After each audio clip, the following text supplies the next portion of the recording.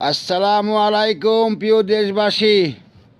দুইজন ভালো মানুষকে ধরে আনছি আপনাদের মাঝে, শুনেন কি বলে।